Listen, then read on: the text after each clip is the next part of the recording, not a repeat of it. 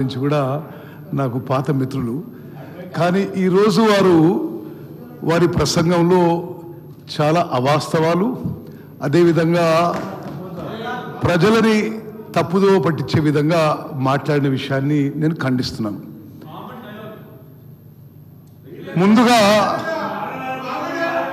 ముందుగా మీరు చివరిగా ప్రసంగించిన విషయాల్లో బీసీ కులగణన విషయంలో, అదేవిధంగా ఎస్సీ కేటగిరీ విషయంలో ఎన్నో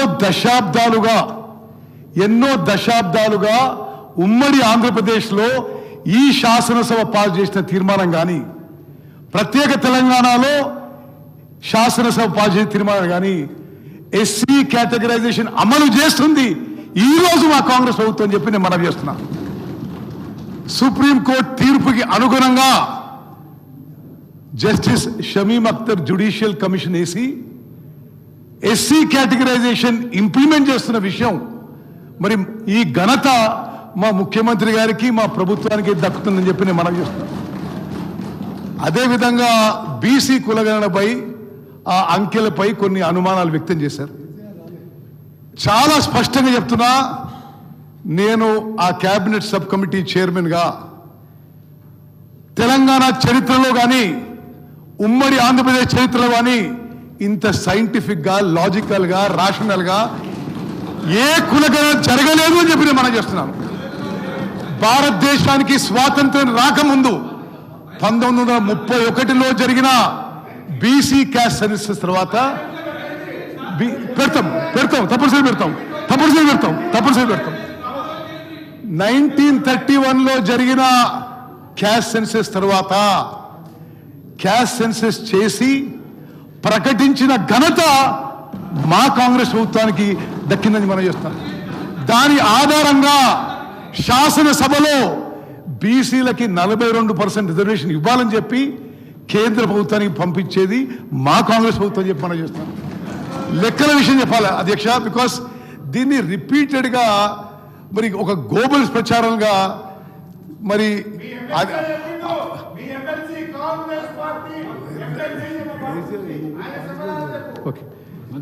అధ్యక్ష, ఈ బీసీ కులగణనపై ఒక గోబల్స్ ప్రచారం చేస్తూ రిపీటెడ్గా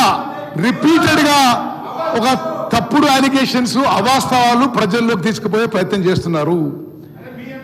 స్వతంత్ర భారతదేశంలో ఏ రాష్ట్రంలో ఎక్కడ జరగని విధంగా, ఏ కేంద్ర ప్రభుత్వం ఏ రాష్ట్ర ప్రభుత్వం చేయని విధంగా మేము 104,000 మంది ప్రభుత్వ ఉద్యోగస్తులని 50 రోజుల పాటు డెడికేటెడ్గా ఈ పని మీద పెట్టి చాలా సిన్సియర్గా, కమిటెడ్గా ఈ ప్రభుత్వం బీసీ కులగణన, BC caste census, social economic survey చేసిన విషయం తెలంగాణ ప్రజానీకానికి తెలియజేస్తున్నాము.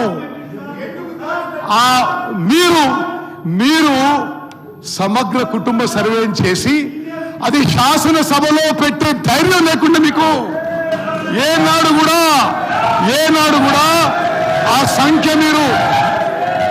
ఆ అంకెలు మీరు పబ్లిక్ డొమైన్ లో కూడా పెట్టలేదు. With speaker sir, with great responsibility I'm saying,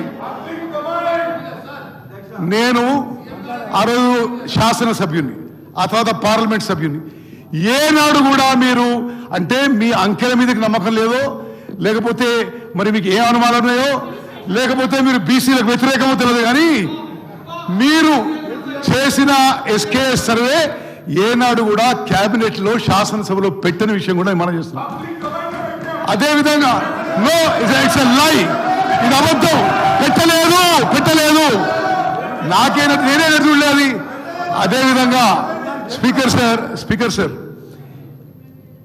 ఇంకో తప్పుడు ప్రచారం, ఎస్కేఎస్ అసలు ఉన్నదని ఎవరు తెలియదు. అయినా సరే ఆ డేటా తీసుకున్నా ఆ రోజుకి వాళ్ళు ఇచ్చిన అంకెలకి, మేమిచ్చిన అంకెలకి బీసీల సంఖ్య 6% పెరిగిందని చెప్పి నేను మనం చూస్తున్నాను. అదేవిధంగా మీరు చేస్తున్న తప్పుడు ప్రచారం ఖండిస్తూ ఓసీల సంఖ్య పర్సంటేజ్ వైజ్ 6% తగ్గిందని చెప్పి కూడా మనం చేస్తున్నాం. 104,000 మంది ప్రభుత్వ ఉద్యోగులు చాలా సీరియస్గా తీసుకొని మరి బట్టి విక్రమార్ గారి డిపార్ట్మెంట్ ప్లానింగ్ డిపార్ట్మెంట్ కింద 50 రోజులు డెడికేటెడ్గా 160 కోట్లు ఖర్చు పెట్టి ఈ భారతదేశంలో ఇంత అద్భుతంగా సోషియో ఎకనామిక్ సర్వే మరే ప్రభుత్వం చేయలేని చెప్పి కూడా నేను మనవి చేస్తున్నాను. అదేవిధంగా ఇది చాలా దురదృష్టకరం. ప్రతిపక్ష పార్టీలో ఉన్న పెద్ద మనుషులు మరి అది వాళ్ళు ఎందుకు చేయలేదు కానీ మీరు కూడా సోషియో ఎకనామిక్ సర్వేలో పార్టిసిపేట్ కాలేదు. మీరు విమర్శించిన సోషియో ఎకనామిక్ సర్వేలో మీరెందుకు పార్టిసిపేట్ కాలేదు? అదేవిధంగా మేము ఎంత ట్రాన్స్పరెంట్గా ఉన్నామంటే అయిపోయిన తర్వాత ఎంత జవాబుదారీతనంగా ఉన్నామంటే, ఎంత అకౌంటబుల్ ఉన్నామంటే, అయిపోయిన తర్వాత ఇంకెవరన్నా మిగిలిపోయిందని మీకు భావన ఉంటే మళ్ళీ నమోదు చేసుకోండి అని కూడా టైం ఇవ్వడం జరిగింది. దయచేసి మీరు విమర్శ కోసం విమర్శ కాదు. ఈ 2 విషయాల్లో రాహుల్ గాంధీ గారి నాయకత్వంలో కాంగ్రెస్ పార్టీ సామాజిక న్యాయానికి కట్టుబడింది. ఎస్సీ వర్గీకరణ మాహ్యంలో చేసినాం, బీసీ కులగణన మాహ్యంలో చేసిందని చెప్పి మీకు మనవి చేస్తూ, అదేవిధంగా రాజేశ్వర రెడ్డి గారు కృష్ణా నదీ జలాలపై మాట్లాడారు. అధ్యక్ష, నా శాఖ కాబట్టి నేను చెప్తున్నా. అదేవిధంగా కృష్ణా నదీ జలాల్లో అధ్యక్ష, it is also something very close to my heart. Krishna నదీ జలాల విషయం నేను 7 సార్ల పులిచింతల ప్రాజెక్ట్ వల్ల తెలంగాణకి అన్యాయం లేదు అని రికార్డు చెప్తున్నాయి కదా. మీరు అది రండి, పులిచింతల ప్రాజెక్టు వల్ల తెలంగాణకి అన్యాయం జరుగుతాయని చెప్తున్నారు. మీకు తెలియకుండా మాట్లాడతారు. మీరు అసలు మీకు ఏం తెలుసు పులిచింతల గురించి? అధ్యక్ష, కృష్ణా నదీ జలాల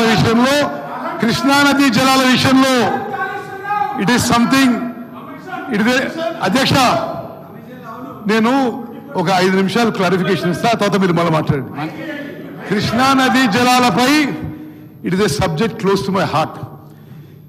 నేను శాసనసభకి 6 సార్లు, పార్లమెంట్కి 1 సారి ఎన్నికైంది కృష్ణా బేసిన్ నుంచి, కృష్ణా ఆయకట్టు నుంచి.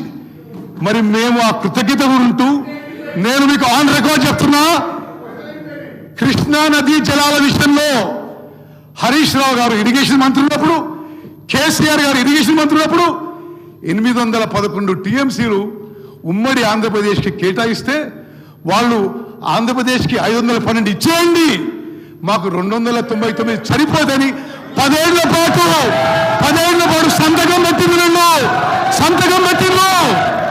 మేము వచ్చిన తర్వాత ముఖ్యమంత్రి గారు నేను ఢిల్లీకి పదే రిప్రజెంట్ చేసి ఆ సబ్జెక్ట్ రీఓపెన్ చేసి ఆ 811 టీఎంసీ వాళ్ళు ఒప్పుకున్న దాన్ని మేము రీఓపెన్ చేసి తెలంగాణకి ఇది అన్యాయం, ఇది మేము ఒప్పుకోం, ఆ సబ్జెక్ట్ రీఓపెన్ చేసిన విషయం కూడా నేను మీకు మనవి చేస్తున్నాను.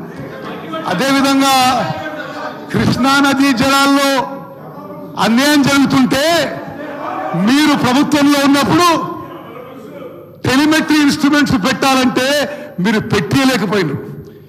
మేము ముఖ్యమంత్రి గారు, నేను, సిఆర్ పాటిల్ గారు, కేంద్ర జలవనరుల మంత్రులు కలిసి ఆ టెలిమెట్రీ ఇన్స్ట్రుమెంట్స్ పెట్టడానికి ఎంత ఖర్చు అయినా సరే ఆంధ్రప్రదేశ్ ప్రభుత్వం ఇవ్వకున్నా సరే తెలంగాణ ప్రభుత్వంతో పెట్టిస్తామని చెప్పి పని మొదలుపెట్టించిన విషయం కూడా నేను మనం చేస్తున్నాం. అదేవిధంగా పోతిరెడ్డిపాడు కెపాసిటీ ఎప్పుడు పెరిగిందండి? మీ హయాంలో పెరిగింది. 44,000 క్యూసెక్ల నుంచి 88,000 క్యూసెక్లు పెంచిన పాపం వీళ్ళని చెప్పి నేను మనం చేస్తున్నాను. ముచ్చుమర్రిలో మల్యాలలో కెపాసిటీ డబుల్ ఎప్పుడైందండి? మీ హయాంలో జరిగింది. రాయలసీమ లిఫ్ట్ ఇరిగేషన్ స్కీమ్ కి పనులు మొదలుపెట్టి వేగవంతంగా ముందుకు పోయినప్పుడు జగన్మోహన్ రెడ్డి గారు ప్రగతి భవన్ లో విందులు విలాసాలు హలాయి బలాయి చేస్తుంటే ఆ పని మొదలుపెట్టిన వాళ్ళు. అధ్యక్ష, this is a matter of serious concern for Telangana. For Krishna basin farmers. గత ప్రభుత్వం 10 ఏళ్ల నిర్లక్ష్యం వల్ల కృష్ణా నది నుంచి శ్రీశైలం బ్యాక్ వాటర్స్ నుంచి అక్రమంగా ఆంధ్రప్రదేశ్ నీళ్లు తీసుకుపోవడానికి వీళ్ళు సహకరించని చెప్పడం ఇది నిస్సందేశం అధ్యక్ష. అదేవిధంగా రాజేశ్వర రెడ్డి గారికి తెలియకపోయిండొచ్చు, మేము కేఆర్ఎంబితో కొట్లాడి రైట్ కెనాల్లో 10,000 క్యూసెక్ల నుంచి 5,000 క్యూసెక్లు తగ్గించను. నేను పదే కేంద్ర ప్రభుత్వంతో మాట్లాడి కృష్ణా నదీ జలాలపై వీళ్ళు ఉన్నప్పుడు ఎప్పుడు ఇంటర్ఫియర్ కాలే. కేంద్ర ప్రభుత్వం ఇంటర్ఫియర్ అయి కేఆర్ఎంబి ఇంటర్ఫియర్ అయి రిటర్న్ ఆర్డర్స్ పాస్ చేసి తెలంగాణ రైతాంగానికి మేలు చేసే విధంగా చర్యలు తీసుకున్నాము. అధ్యక్ష రాజేశ్వర రెడ్డి నువ్వు మాట్లాడు.